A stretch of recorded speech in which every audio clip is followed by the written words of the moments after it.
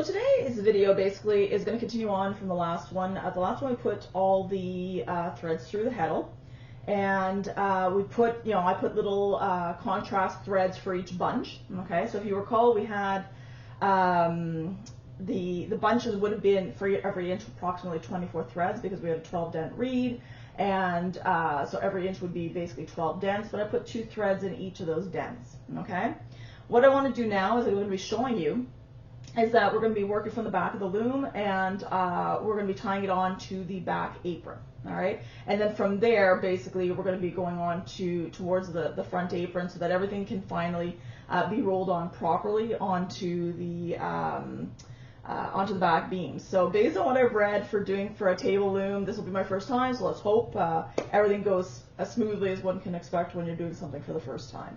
All right. Okay, I've just turned the loom just sideways to for you guys to get a better view more so than me. If you recall, in an earlier step, we had basically tied on to the front beam here, okay, so that it would give us some tension so it wasn't constantly pulling. I'm going to undo these in a moment here. The other thing is that we had a box underneath, well, at least I did, to help raise the harnesses just slightly to make life a little bit easier when we were putting through the heddles. Of course, I've removed that as well. Okay, so let me undo these knots, and then we'll come back and we'll start tying on, rolling the thread onto the back beam. Okay, I've removed all the knots. I still have some ties in here, which I will remove obviously a little bit later on. Basically, I just kind of, just pulled on, I suppose. You can easily comb things through with your fingers. Okay, it should be fairly, all the heddles and the dents should be keeping them fairly separated. One thing that I almost forgot, like I always do, is I made sure to remove my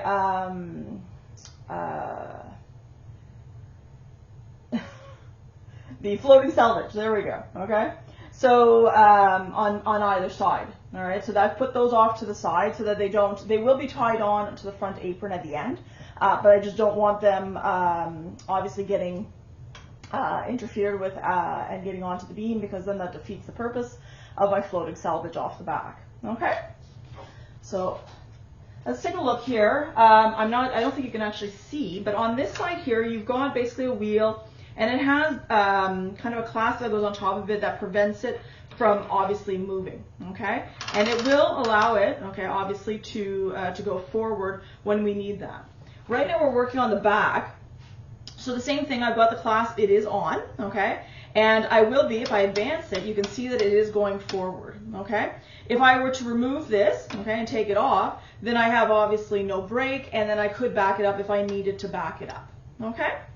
So let's take a shot. Oh, also, so basically I've never had to do this obviously with a sectional, but these are pieces of cardboard, these are some leaf sticks that as we are actually rotating it, the more layers that you have, they can kind of dig into each other, and that can cause problems with the tension, making certain threads longer than others. And so basically you're going to put this in as we go through to the various layers to kind of separate the threads. And again, I imagine I'm going to have a lot of fun with that. Okay, so let's get started.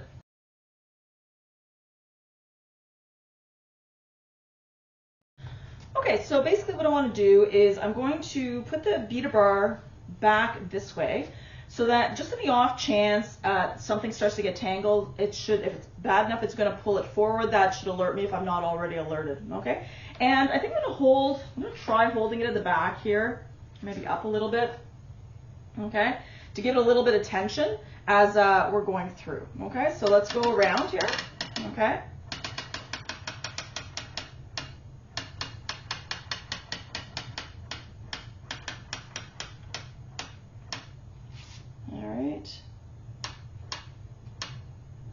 I'm not sure. I think all those long ends actually are causing a bit of an issue here. So I think I'm going to take off the brake, and then I'm just going to, there we go, pull everything back. Okay. All right, so how would I deal with something like that? Not sure. Let's see. All right, let's try again. Put them all on top. I don't know if that'll help. Okay.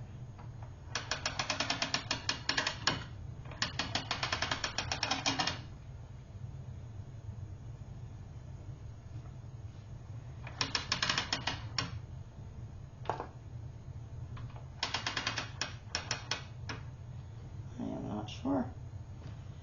Somebody else has a better idea about this. I am not sure, because that's not going to be even, from what I can tell. But oh well, let's try it. All right. Worst case scenario is that we can undo it. All right.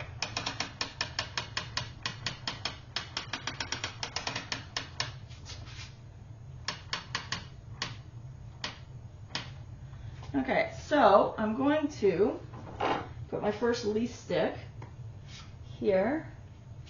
All right, and you want to make sure, not the leaf stick, sorry, the first piece of cardboard, you want to make sure that it is wider than your actual project there, okay? And then I'm going to put a little bit more. All right, and I think I'm going to just do maybe all 4 sides, you know, like do a quarter turn.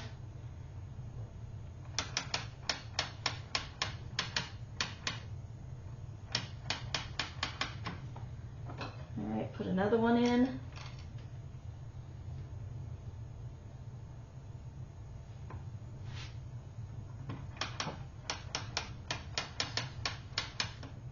I don't know if I'm going to run out. Let's see here. Alright.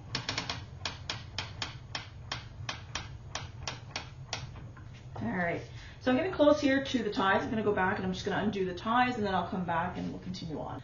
Okay, so at this point here, the beater bar seems to be going a little bit further, a little bit closer there. So again, oh, there we go. Make sure it doesn't get tangled. All right, see what's kind of pulling on it. See if we need to just comb through a little bit. Make sure nothing is getting stuck.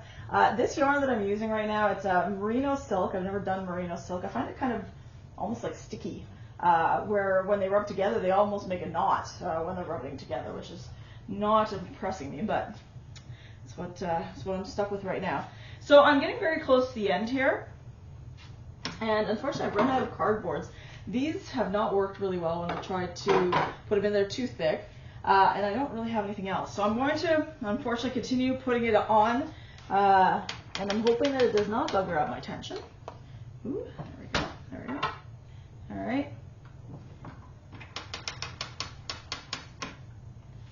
All right. All right. Not quite sure. It feels like it's getting tighter, like the tension is really tight on there. On that, as I'm trying to turn it. Not quite sure why.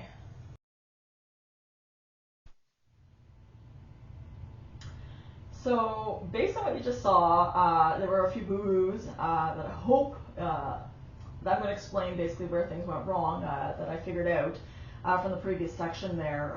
The first one was that stickiness of the yarn actually did cause a lot of problems. It did start to fuzz up, it started to knot. I made an actual little video of that as well, so that you can learn lessons from my mistakes so you don't do the same things. The other thing was the knots that made things all uneven. So basically I kind of threw it out there to my guild, like what do I do in this kind of circumstance? Was it normal and so forth. So now basically I've gotten some tips. I'm going to do it again. I did decide to take everything off the loom and start with a new yarn. I'm doing tencel right now. Hopefully it's a lot more friendly than the yarn that I used. I love that yarn, but it was just again too sticky. Everything was fuzzing up and knotting, and that wasn't going to necessarily stop as I went through the weaving process. So again, if you want to see in more detail what those issues were, again, take a look at the two little, I think it's the two little videos that I've put on there. About lessons learned. Okay, so let's proceed and try again. So the yarn that I'm using basically is a dark blue tencel, not as friendly for showing you what I need, basically. But again, we're going to start over. I've undone the knots along the beam. I've already explained in the previous section basically about how the function is. So what I have learned is that if I start to go forward, all right, let's try it because I haven't actually checked it out, but all right, and I bring it as the knots come around, okay? Again, somebody had suggested that I try and use, like either toilet paper rolls. I don't know if toilet paper rolls would work really well, but I just took a paper towel roll, I've cut it, and I'm just going to put it on top here, okay? And you could start the paper right away, okay, but somebody had suggested doing that, and that sort of helps kind of with the, and I'm just going to kind of try and tuck in the ends here, okay? Oh, hold on, there we go, and there we go. Oh, hold on, this.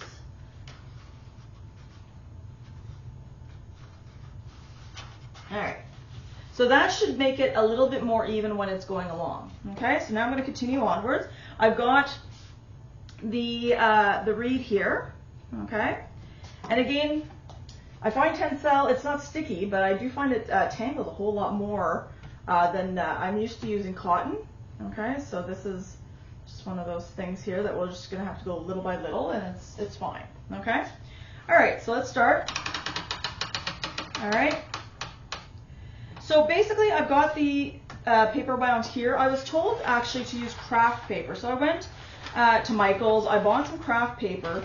It's not as thick and stiff as I thought it would be. So I think I'm going to try putting in 2 layers of it to wrap around between the layers there. So let's start here. And it was also suggested because the roll that I got is wider than the actual spacing of the actual loom. So I would have to either cut it all the way down the side to make it fit. But people had said that as things wind around, if this is too long, it starts to, wind offwards. Like, it's no longer, staying in a straight pattern. So they said to do smaller bits of like 1 or 2 feet long. So I thought, okay, let me try that and see how that works. Okay.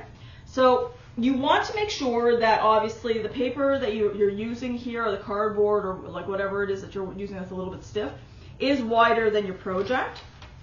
Okay, I'm going to tuck it in here behind these threads. And again, let's see here. All right.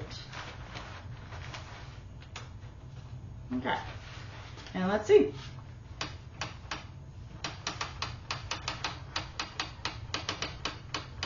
Ooh, that's working really nice, actually. But you're right, it is slipping a little bit. Okay. So I'm going to stop there. I think I'm going to. Oh, hold on. Maybe not. All right. Okay, so there we go. So now I think I'll start the next set there. Now they do say also, oh, I'm getting close to my knots here. So give me a sec here. I'm just gonna pause. I'm gonna take out all these knots here, comb it through a little bit more so we can go for the next section there, okay? So just give me a second. Okay, and we're back basically. So I've done some combing for a little bit further. Now I've also been told that last time I just wound it on and it seemed like it was tight enough in terms of the tension, but they said also every once in a while just to kind of pull on it, just to make sure, okay, and I have to hold it obviously so it doesn't fall off, but just to make sure that everything is going to be, okay, as tight as it needs to be. Okay, so I'm going to start off with the second section of paper there. I'm going to slide it in underneath here, and I'm going to tuck it in again, all right, into, give me a second here, into the back here, all right. There we go. Move that over a bit. Hold on a sec here. The only problem with using 2 pieces of paper is that, of course, they don't line up necessarily perfectly. So, but we'll do the best we can. All right. There we go.